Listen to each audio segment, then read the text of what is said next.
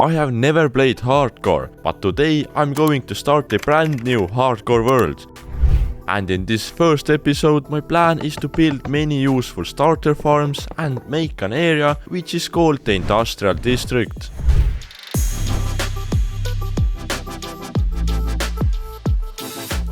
Spawning in the new world, and first things first, let's craft all the necessary tools. Then build the first house out of dirt, but don't worry, I'm going to upgrade it very soon. These stone tools are not enough for me, so we need to go deep in the ground to get better loot.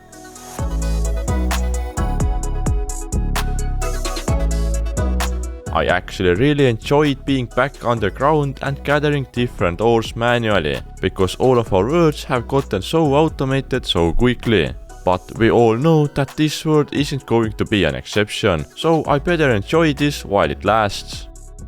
It's been 2 hours of mining and I'm back in the cozy dirt house. I got so much needed iron and coal for the beginning. Then I crafted a boat and started exploring the world a bit, to see what kind of different biomes we have close to the base. Then I robbed 4 different villages that I found on my journey, and also gathered some extra wood. I even had to upgrade my boat with a chest since I ran out of inventory space pretty quickly. I have to say that the boat with a chest is really handy in the early game. I'm back from exploring, but I literally have no room to put items anywhere, so it's the perfect time to upgrade my dirt house. And so I flattened out the top part of the mountain and started to build my new house. You may have seen that I'm playing alone in this hardcore world, and that's because Lauri is busy working with our Minecraft server hosting company Wise Hosting. And you should check it out as well, because Wise Hosting has very affordable pricing, 24/7 support and a brand new easy to use game panel. And don't forget to use the code HARDCORE to get 25% off from your first month. Enough talking about our hosting company, let's continue building the new house. And the new house is ready. I think this came out perfect, but I want to shout out the designer of this, Steveler. He's a very talented builder. To give ourselves a higher chance of surviving in this world, we need a good armor and as fast as possible, and for that we need diamonds. Strip mining is probably the easiest way to get diamonds, and for that I built a nice mining entrance where I can go down to the very bottom of the world. But I realized that I need better pickaxes, since breaking that deep slate stone is so hard with the unenchanted iron pickaxe. Then I remembered that when looting in the caves I had found a skeleton spawner, and that's perfect for an early game XP farm. So I started collecting all the stuff needed for the farm, and I also needed soul sand. I grabbed almost all my diamonds, made a diamond pickaxe and gathered some obsidian. Then I made a portal and I was lucky. I spawned exactly in the soul sand valley. I grabbed a couple of soul sands and I was ready to get building the skeleton XP farm.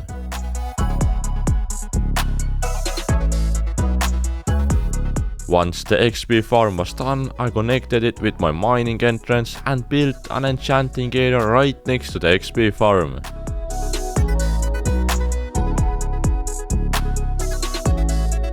I immediately started to make myself enchanted pickaxes. It's quite boring process, but when I had a couple of pickaxes ready, I went straight into mining diamonds. I did mine for 1 hour and found a whopping 78 diamonds. That's pretty good.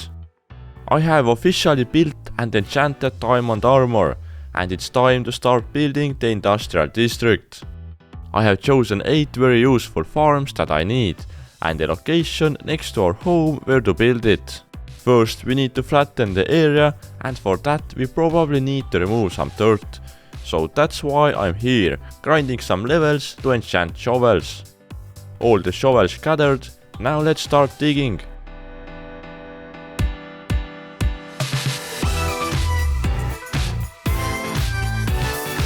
When the area was flat, I marked out where I'm going to build the Industrial District with black and yellow concrete, and then did some landscaping around the area, to give this place a bit more beautiful look. Flattening this area took me 1.5 hours, and it's time to start building farms. The first farm that gets built is Iron Farm. For that I needed 6 villagers. I went to the nearest village, robbed 2 villagers, gave them some carrots and started building the farm itself.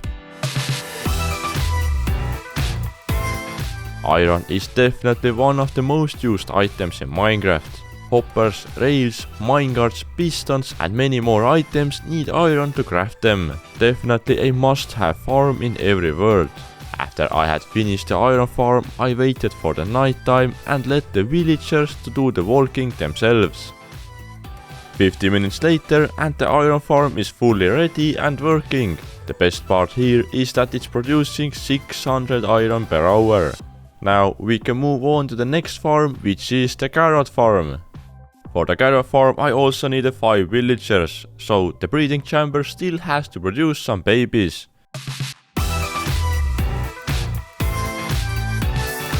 I chose to build the carrot farm since when I need to breed villagers for my future projects, then I have a food to give them. And at some point when I build a gold farm I can craft golden carrots, which is a great food item. Another farm is ready. It only took 40 minutes to build it. But as you can see, I didn't have many carrots to give them at the start, so they will have to farm and fill the fields themselves. This carrot farm will produce me 850 carrots per hour, and I am very happy with that. We have already built 2 amazing farms and it's time to build another farm, which is going to be a cactus farm.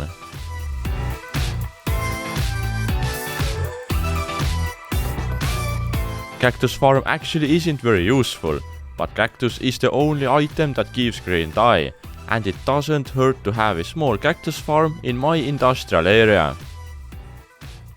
Cactus farm has the same problem as my carrot farm had.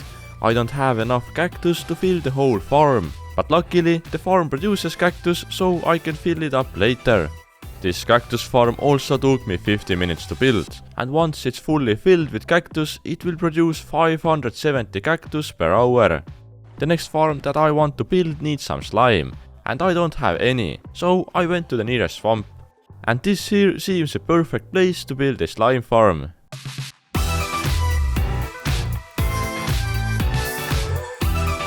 The slime farm that I'm building will produce over 3000 slime balls per hour, and it's actually a very simple build. There is an iron golem in the middle to bait the slimes, and a huge spawning platform around him. An hour later and we have the slime farm ready. Now we are not going to run out of slime anymore. It's been almost 6 hours and in that time we have built 3 different farms into the industrial district and the slime farm that we just built to get some materials. I have 5 more useful farms planned here, so let's get back to building them. Now comes one of the most important farms, the tree farm.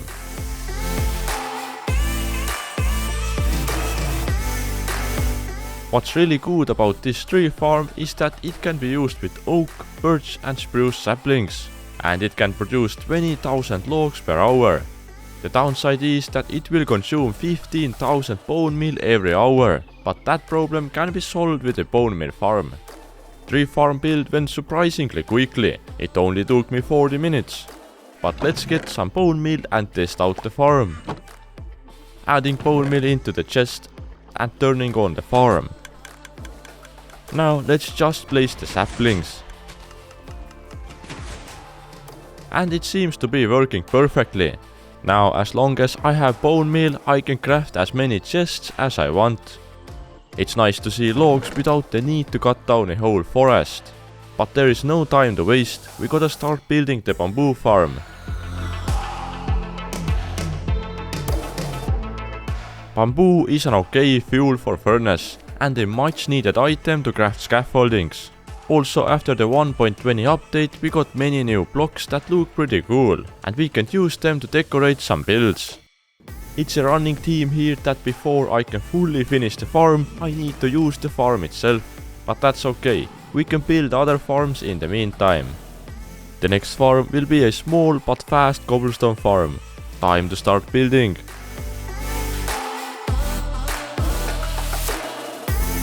Cobblestone is a block that you mine a lot in the early game, but after you have gotten the Silk Touch enchantment, you only get stone. But if you want to craft stuff like pistons, observers, droppers, furnaces, you still need cobblestone, so a cobblestone farm is much needed.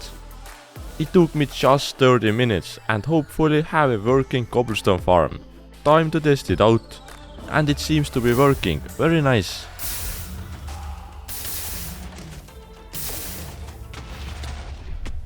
Something was built wrong.